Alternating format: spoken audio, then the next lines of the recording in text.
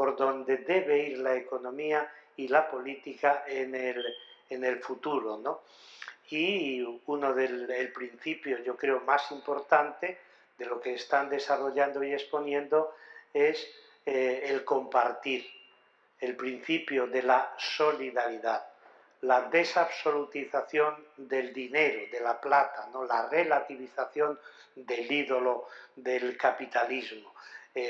Todas estas ideas, esta especie de corriente subterránea que es necesario poner como guías de ese futuro, yo creo que sí, que es muy importante. Ahora, que los teólogos de la liberación propongan proyectos nuevos y que además los desarrollen, no es la función, pero sí ejercen esa función crítica, esa función de denuncia y al mismo tiempo ofrecen una serie de valores morales que están inscritos en las más importantes tradiciones religiosas que orientan la economía y la política por la vía de la participación, la economía por la vía del reparto, el reparto equitativo, la distribución de los bienes y ese compartir, porque son, y sobre todo yo creo que el principio de la teología de la liberación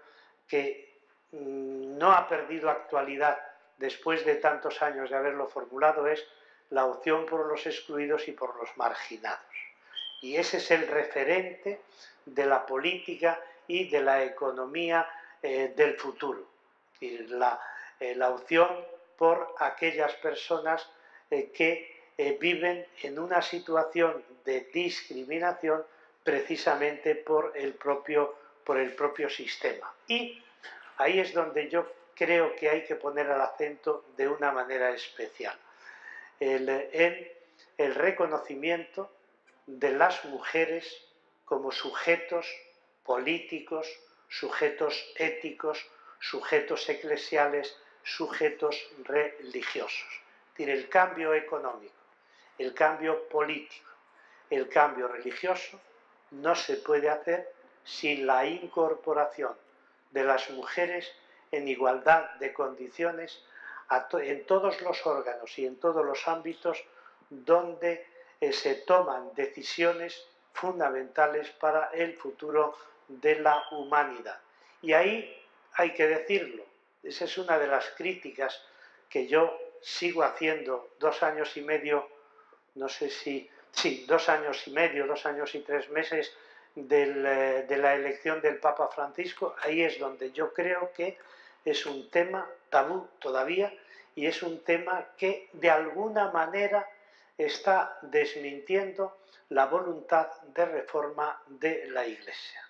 La Iglesia no se reformará democráticamente y en la dirección de los excluidos y marginados mientras siga excluyendo a las mujeres y siga cuestionando el principio de la paridad. Si somos iguales por el bautismo, si somos iguales por el seguimiento de Jesús, si somos iguales por dignidad humana, ¿por qué esa desigualdad a la hora de acceder a espacios de responsabilidad que en la sociedad son compartidos ya por hombres y por mujeres? ¿Quiere decirme Armengol por qué? Pues sencillamente por una teología tradicional que se encuentra con este freno de que todavía las mujeres son menores de edad, necesitan guías que les orienten y les digan cuál es el verdadero camino y cuál es el camino equivocado. Y a mí me parece que mientras esa asignatura no se resuelva en concreto en la Iglesia Católica, las reformas que se puedan producir tienen que ser muy aplaudidas, pero hay que considerar también que son reformas que se quedan cojas. Y de ahí mi apelación a que las mujeres se incorporen en la práctica, en estos movimientos, como en estos grupos bíblicos, en estas comunidades, en estos gimnasios de reflexión teológica.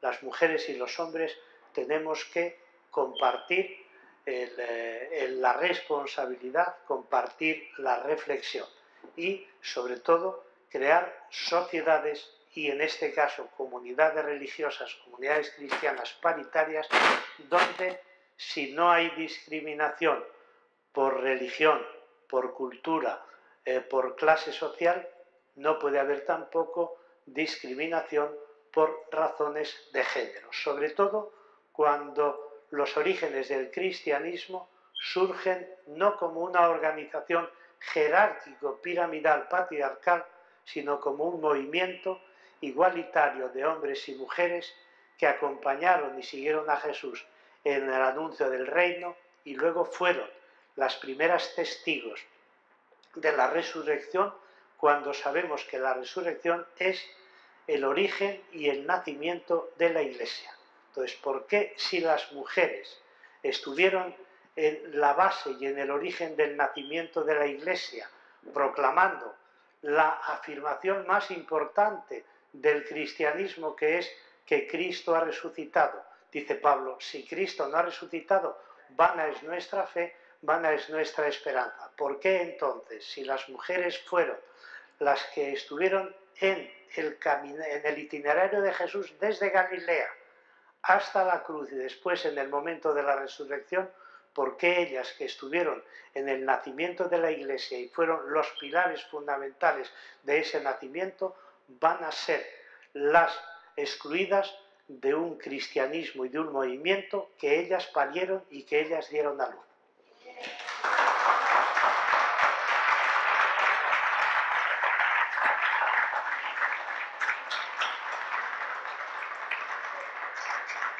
Yo creo, y perdóname, soy muy feminista. Creo que las mujeres valemos tanto como valen los varones y que somos tan brillantes y tan inteligentes y tan buenos como Dios. Pero yo creo que en el género masculino, casi es cuestión genérica, una inmensa cobardía para aceptar la igualdad de que somos varón y mujer y que estamos igualmente dotados por Dios. Y eso les acobarda. Perdóname porque tú eres varón. Pero sí, la primera que me critica es mi esposa, con lo cual, y me lo hace todos los días, así que tú me lo hagas en 2 minutos, pues...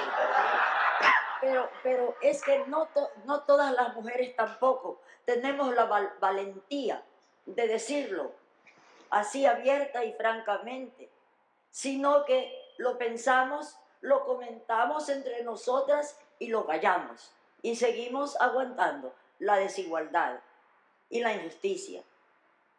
Amén.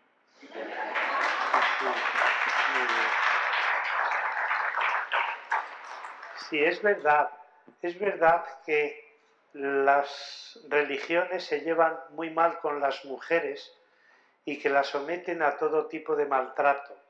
Y luego ellas, sin embargo, son las que mejor reproducen el modelo patriarcal de las religiones y las que más fácilmente transmiten una fe conforme a esa concepción androcéntrica y patriarcal. Pero no es menos cierto que cada vez es mayor el clamor de las mujeres que dentro de las religiones se levantan, se movilizan y reclaman la igualdad de derechos en todos los campos y en todos los terrenos. Y de ahí ha surgido toda una nueva corriente teológica que a mí me parece que es la más esperanzadora en el siglo XXI, que es la teología feminista, ¿no? Precisamente de esa experiencia nueva de rebelión contra la sumisión. ¿Alguien más?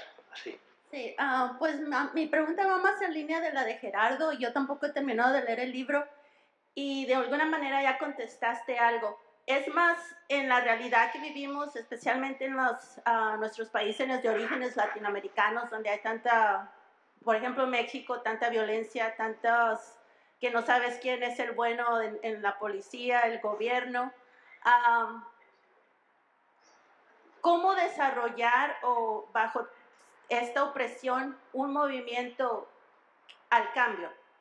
Llegar no una utopía, porque es un pensamiento, una energía en progreso, pero sí cambiar la realidad. Claro, lleva usted mucha razón.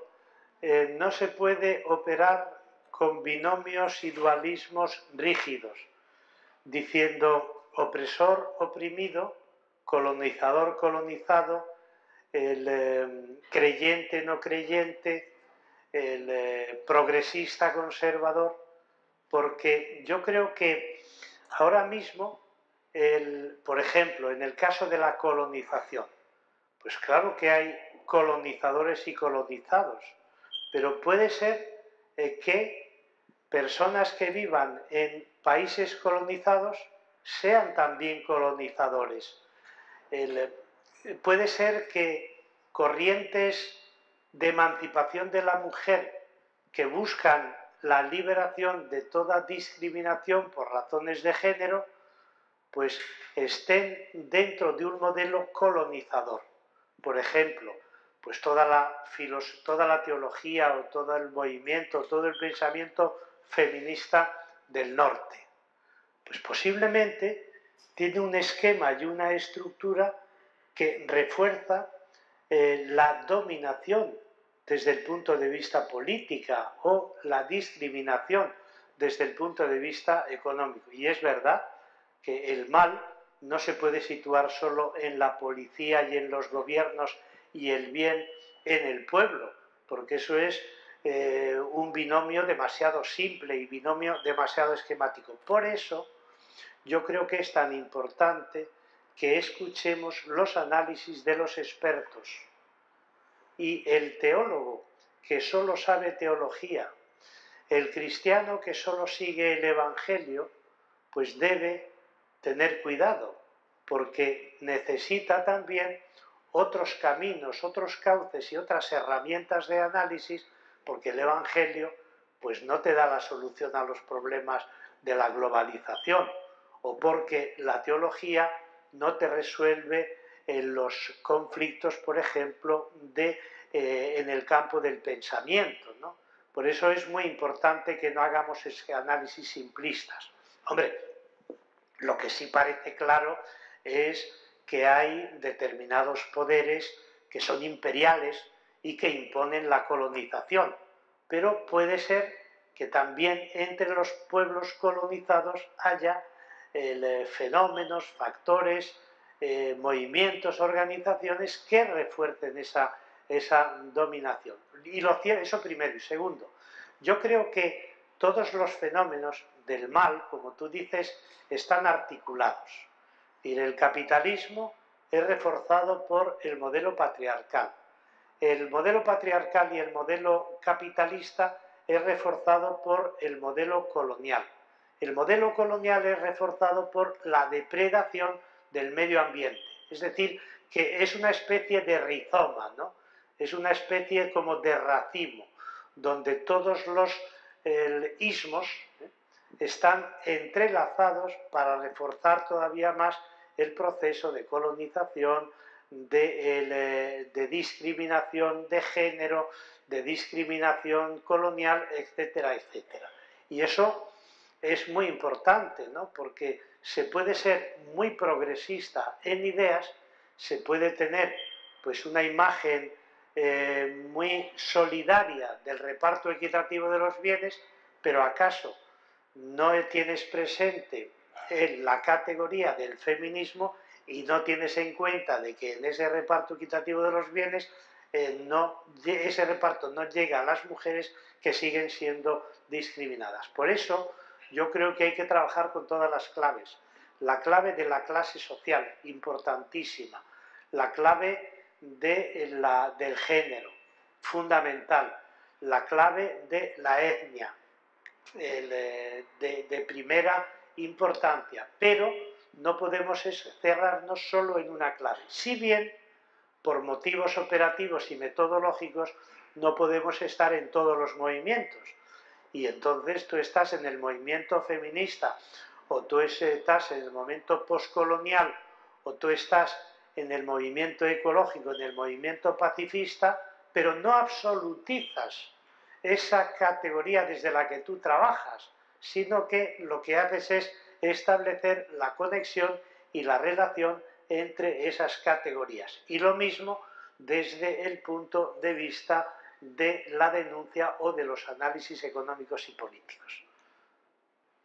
Pero yo no te puedo decir quién es el opresor, si solo el policía en México o también otra serie de personas. Creo que el problema es mucho más complejo y precisamente porque es tan complejo y porque tiene muchas ramificaciones es por lo que no se puede atajar de raíz y no puede resolverse radicalmente el problema. ¿Usted cree que llegue o vaya a ser necesario una muerte masiva o una tragedia enorme para que haya un cambio radical en los países sudamericanos? Esa era la fórmula clara.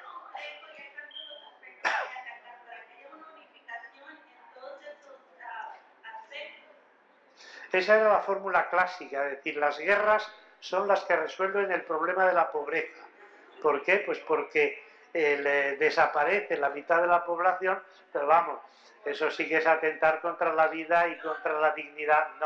No, yo creo que cualquier respuesta y cualquier solución tiene que venir por la vía del diálogo, por la vía de la negociación y por la vía pues que inició Luther King y Herbert Cámara y Gandhi, que es la no violencia activa. Es decir, la violencia, sea individual, sea colectiva, lo que genera es muerte en derredor y también posiblemente la muerte del que provoca esa violencia. Bueno, por aquí hay otra pregunta, lo siento, que hay otros que quieren también preguntar.